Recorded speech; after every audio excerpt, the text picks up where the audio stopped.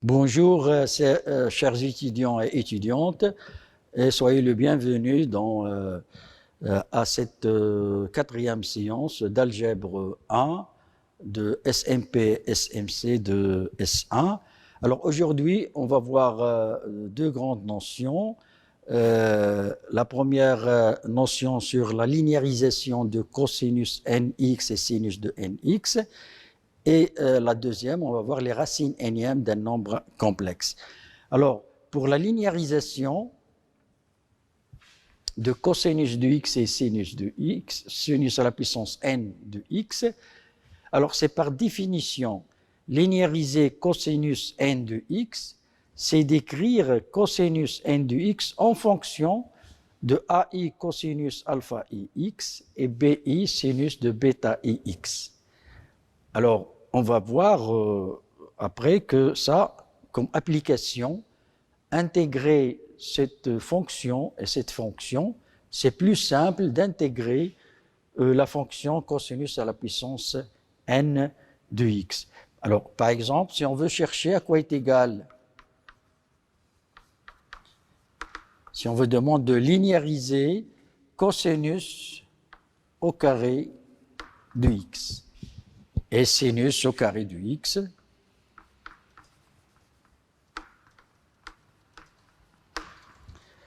alors ici, on peut utiliser la formule de Moivre.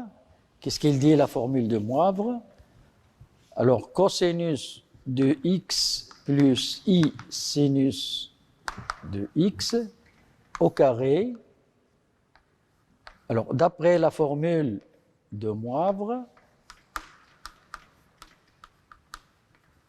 alors cette quantité, c'est égal alors cosinus de 2x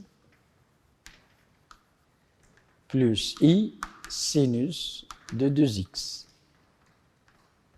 Mais si on multiplie au carré, ce sera cosinus au carré de x moins sinus au carré de x plus 2i cosinus de x, ou bien sinus de x, cosinus de x, c'est la même chose. Et donc, on peut déduire de ça, qu'est-ce qu'on peut déduire? Que cosinus de 2x est égal à cosinus au carré de x moins sinus au carré de x, et sinus de 2x est égal à 2 sinus de x cosinus de x. Donc, au moins, on a ces formules trigonométriques. On connaît que cosinus de 2x est égal à cosinus carré de x moins sinus carré de x, et sinus de 2x est égal à 2 sinus de x cosinus de x. Ça, c'est simple à démontrer à partir de cette formule de Moivre. Alors maintenant, si on prend cosinus de 2x, alors on va être égal, ici on va remplacer sinus au carré de x par sa valeur, donc ça sera cosinus au carré de x, moins 1 plus cosinus au carré de x. D'accord? Et donc ça implique que, alors ici ça sera 2 cosinus au carré de x est égal à 1 plus cosinus de 2x sur 2. Et donc, ça implique que cosinus au carré de x est égal à 1 plus, alors si vous laissez 1 demi, plus cosinus de 2x sur 2. Donc, on a linéarisé cosinus au carré de x est égal à 1 demi plus cosinus de 2x sur 2. Alors, de même, vous allez trouver,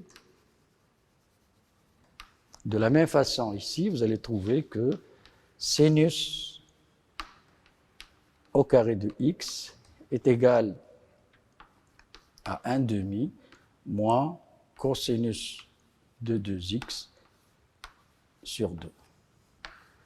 Donc on a linéarisé cosinus au carré de x et on a linéarisé aussi sinus au carré de x. Et vous pouvez remarquer que cosinus au carré de x plus sinus au carré de x va être égal à 1 demi plus 1 demi est égal à 1.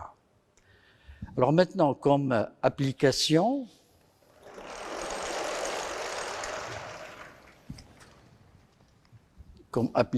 si on veut intégrer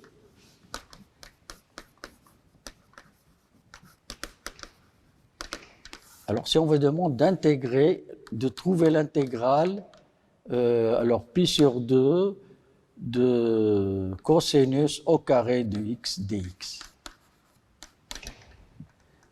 Alors vous allez remarquer que remplacer cosinus au carré de x par 1 demi plus cosinus de 2x, cosinus de 2x sur 2, ça sera plus simple d'intégrer, c'est-à-dire d'écrire sous cette forme dx.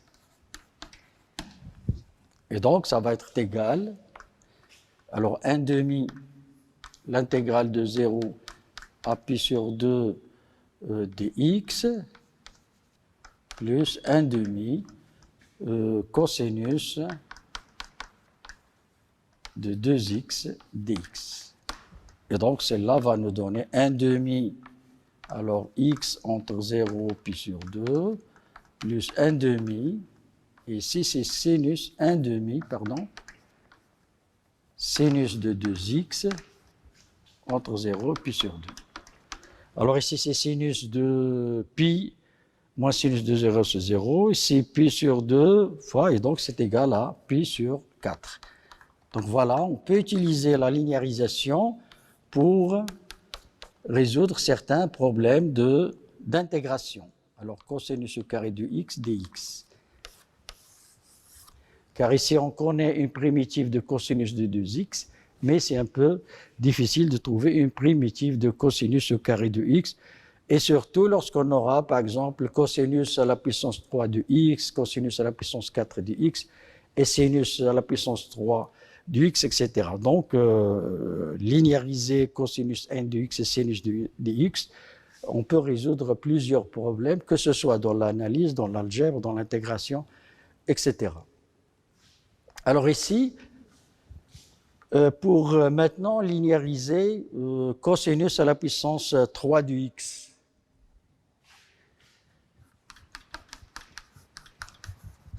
Alors on va utiliser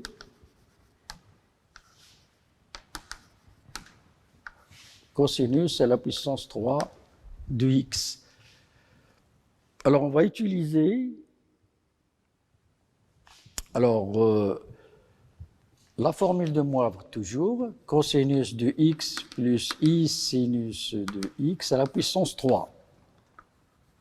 Et donc d'après la formule de Moivre, ça s'écrit cosinus à la puissance 3 de x plus i sinus de 3x. Et ici, à la puissance 3, on peut généraliser comme a plus b à la puissance 3. Mais plus généralement, on peut parler de a plus b à la puissance n, qui est égal à sigma de p est égal à 0 à n, combinaison linéaire de n à p, à n moins p bp, avec p de 0 jusqu'à n.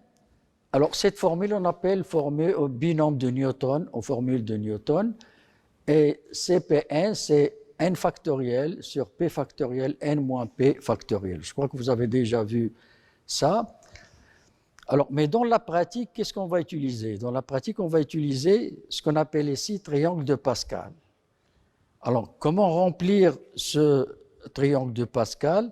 Premièrement, on commence par le diagonal, c'est 1, 1, 1, 1. Et ensuite, la première colonne, c'est 1, 1, 1, 1, 1, 1, etc. Et ici, 2, ça vient de 1 plus 1, c'est 2. Ici, ce 4, c'est 1 plus 3, c'est 4. 3 plus 3, c'est 6. 3 plus 1, c'est 4.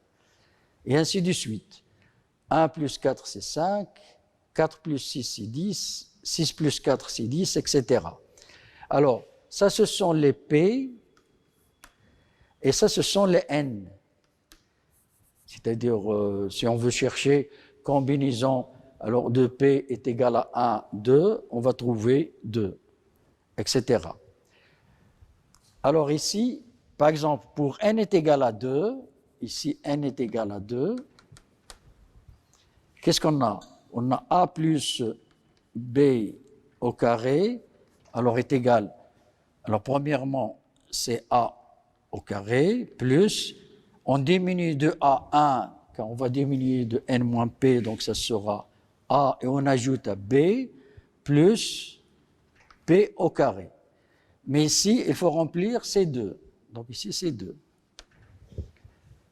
Pour N est égal à 3, c'est la même chose. On va prendre A plus B à la puissance 3 et on remplir. Donc ça, c'est 1 à la puissance 3 plus 3 A au carré B plus 3A, on a diminué 1, on ajoute à B, plus B à la puissance 3. Ainsi de suite. De même, si A plus B à la puissance 4,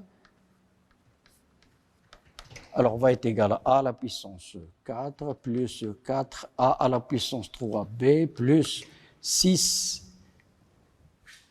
au carré B au carré plus 4AB à la puissance 3 plus B à la puissance 4. Donc voilà, donc ça c'est une méthode pratique pour écrire A plus B à la puissance n. Voilà, maintenant on va revenir à cosinus de x. C'est quoi est égal? Alors est égal à cosinus, alors comme cosinus de x c'est A, et I sinus de x c'est B, donc c'est cosinus de x à la puissance 3, plus cosinus, on a 3 cosinus au carré de x fois I sinus de x. Alors je vais continuer ici, plus 3 aussi, de cosinus de x, facteur de I sinus de x au carré, plus I sinus de x à la puissance 3. Et donc, je vais continuer ici, ça c'est égal, alors c'est la même chose, c'est égal. Alors ici, on a cosinus à la puissance 3 de x, et ici, on a I sinus au carré de x, c'est cosinus à la puissance 3 de x. Ici, c'est moins 3 cosinus de x, sinus de x au carré. Alors, sinus de x au carré avec ce i, on a moins, et cosinus de x, plus. Alors ici, on a 3 cosinus au carré de x, d'accord, sinus de x,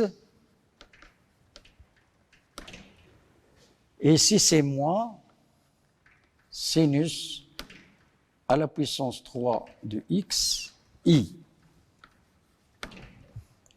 Donc on peut déduire que cosinus de 3x est égal à cosinus de 3x moins 3 cosinus de x sinus de x, et sinus de 3x est égal à cette quantité.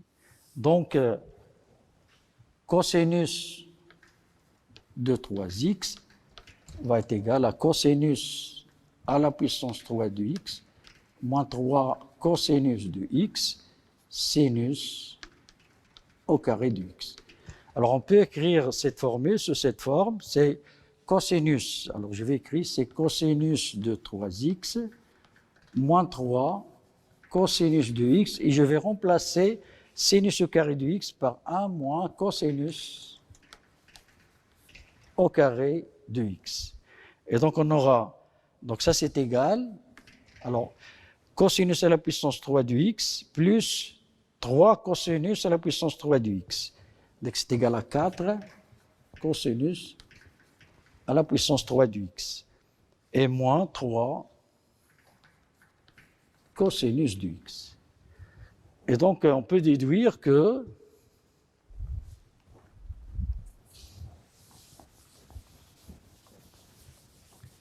Alors, on peut déduire alors que 4, alors ici on aura cosinus de 3x est égal à 4 cosinus à la puissance 3 de x moins 3 cosinus de x. Alors 4 cosinus de 3x est égal à cosinus de 3x plus 3 cosinus de x. Et donc, cosinus à la puissance 3 de x est égal à 1 sur 4 cosinus de 3x plus 3 sur 4 cosinus de x. Donc, on vient de linéariser. Donc, c'est la linéarisation de cosinus 3 de x. Alors, comme exercice, essayez de linéariser. Alors, linéariser sinus à la puissance 3 de x. Alors, sachant qu'ici, on a cette relation. On a que sinus 3x est égal à 3 cosinus au carré de x sinus de x moins sinus à la puissance 3 de x. Alors, essayez de remplacer cosinus de x par 1 moins sinus au carré de x et vous pouvez linéariser sinus à la puissance 3 de x. Donc, en général, pour la linéarisation, c'est un peu simple, mais il faut bien sûr comprendre comment on utilise cette binôme de Newton et comment on applique triangle de Pascal. Alors, je répète, pour remplir le triangle de Pascal, le diagonale c'est 1, on remplit c'est 1, et la première colonne c'est 1. Le reste, on fait la somme. 1 plus 1 c'est 2, 1 plus 3 c'est 4, 3 plus 3 c'est 6, etc. Donc ça c'est pour n est égal à 1, ça ce sont les coefficients. Ça c'est 1 ici, ça c'est 2, et ça c'est 1. Bien sûr, on commence par a à la puissance n, et on diminue les puissances, on ajoute à b. Ici c'était 2, donc on a donné à b 1, a c'est 1, ensuite a c'est 0, et b au carré. De même ici, c'est a à la puissance 3, on a diminué de 1, on a ajouté à b, on a diminué encore de 1 ajouté à b, on a diminué encore de 1 et ajouté à b3. Donc ça c'est en général, et ça c'est la méthode pour linéariser le cosinus n de x en général. Alors maintenant on va voir ce qu'on appelle les racines énièmes d'un nombre complexe. Les racines énièmes d'un nombre complexe, on peut le définir sous cette forme. Bien sûr, on va utiliser la formule trigonométrique.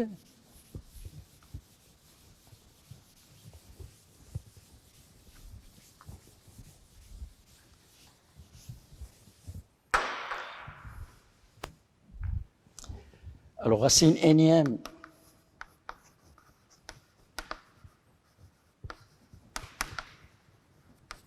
d'un nombre complexe.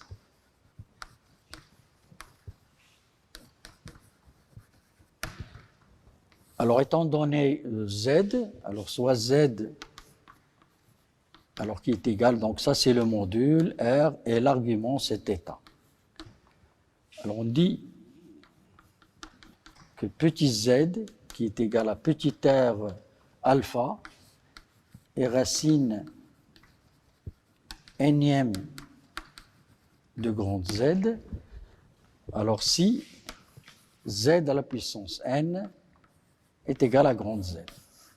Alors bien sûr que n appartient, alors on peut même, on peut prendre n même dans Z, pas uniquement dans. Alors pour le moment on laisse en n, ensuite on peut prolonger même dans Z lorsqu'on aura n-1. D'accord? Alors, z à la puissance n, donc ça c'est équivalent à r à la puissance alpha à la puissance n est égal à r θ. D'accord? Alors, d'après la formule de Moivre, ça c'est égal à R à la puissance n, n alpha. Donc est égal à R θ. Donc ça c'est équivalent à R, c'est racine nième de R, puisque les modules sont positifs, donc on va laisser l'unique qui est positif, mais n alpha va être égal à θ plus 2 kappi. D'accord? Plus 2 kappi. Et donc ça c'est équivalent. Alors ici, K appartient à Z. K appartient à Z. R, c'est racine nième de R. Et alpha est égal à θ sur n plus 2 kappi sur n avec n. Alors ici, n appartient à Z. Mais on va remarquer que lorsqu'on dépasse n, les racines elles vont se répéter. Alors, qu'est-ce que ça veut dire R alpha et racine? C'est-à-dire que les racines, donc les racines nième de grande Z peut s'écrire sous cette forme.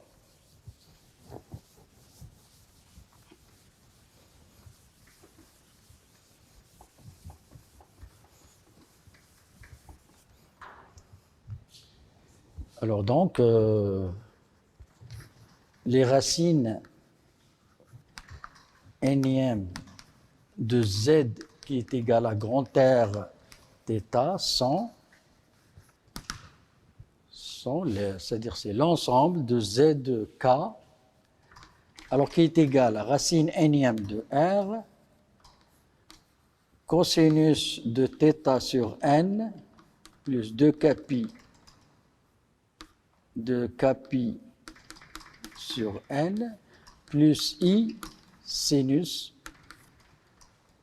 de θ sur n, plus 2 kappi sur n. Alors ici, on va voir, après on va chercher K appartient à quel ensemble. Mais ça, c'est en général appartient à Z. Alors si on prend Z0, Z0 c'est égal à racine nième de NR cosinus de θ. Pour K est égal à 0, donc K est égal à 0. Donc ça reste sur n plus I sinus de θ sur n. Donc ça c'est Z0. Alors si on prend Zn,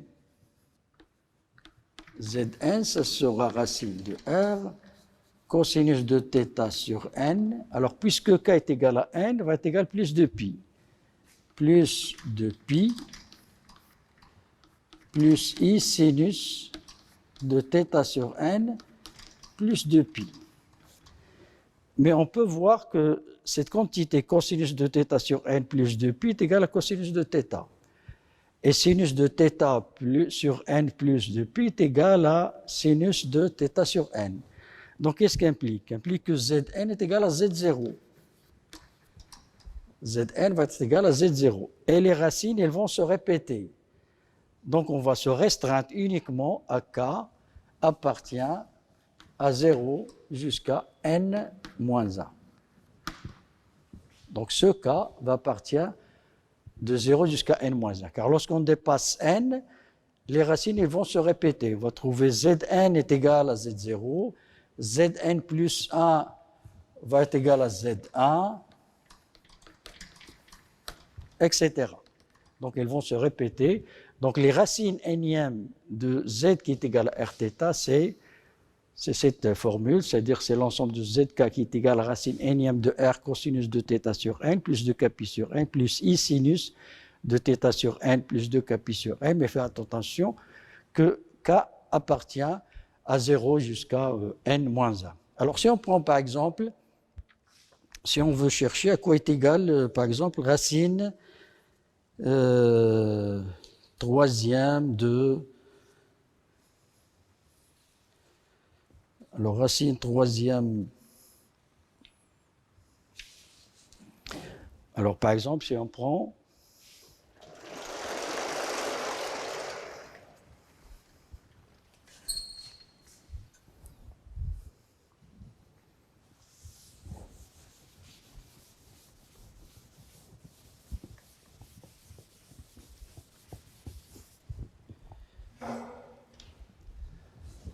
Alors, par exemple, si on veut demander de trouver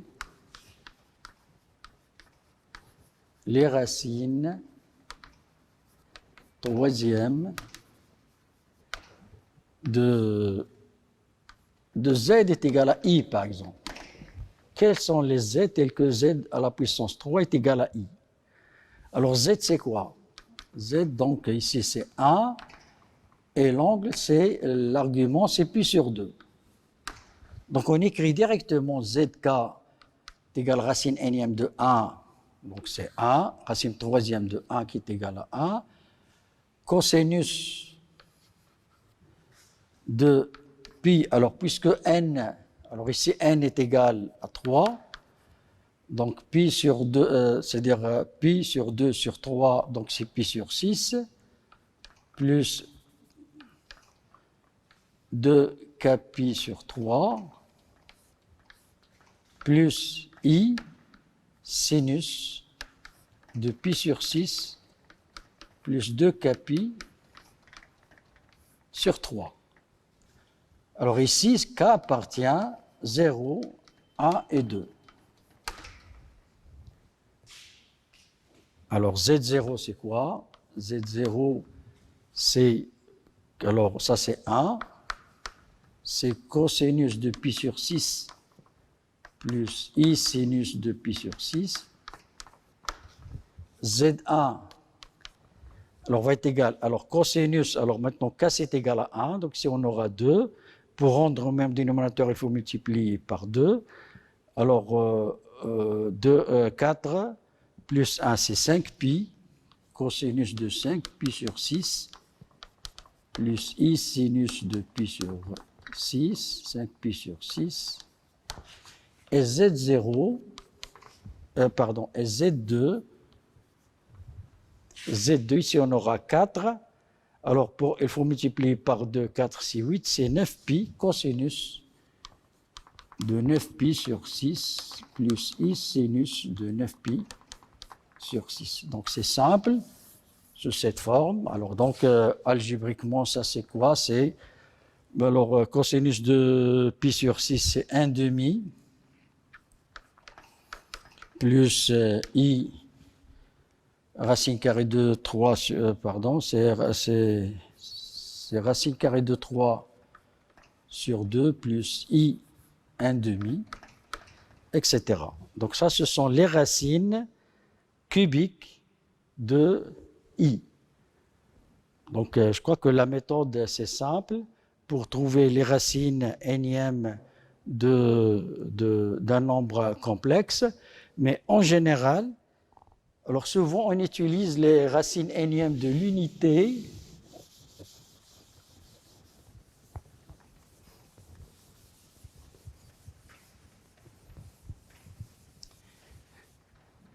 donc ça c'est racine énième, ça c'est-à-dire cette écriture qu'on a écrit en haut, ça ce sont les racines énièmes d'un nombre complexe, mais les racines énièmes de l'unité, alors un autre exemple, alors lorsqu'on veut résoudre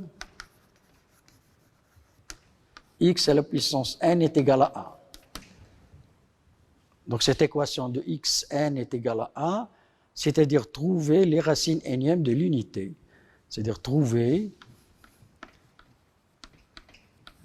les racines énièmes de l'unité 1. Et donc 1 c'est quoi? Donc 1 c'est 1 et 0, car cosinus de 0 va être égal à 1. Et les zk, ce sont de cette forme, est égal à l'ensemble des... Alors 1, cosinus, maintenant puisque c'est 0 le premier, donc ça sera 2k pi sur n plus i sinus de 2k pi sur n. Voilà. C'est l'ensemble tel que k appartient à 0 jusqu'à n moins 1. Donc voilà, ça ce qu'on appelle les racines énièmes de l'unité. Il s'écrit sous cette forme, cosinus de k pi sur n plus i sinus de k pi sur n avec k appartiennent à 0 jusqu'à n-1. Voilà, chers étudiants, on est arrivé à la fin de cette séance 4 par la linéarisation de cosinus de n de x et sinus n de x et par la méthode de trouver les racines énièmes d'un nombre complexe. Merci de votre attention et à la prochaine.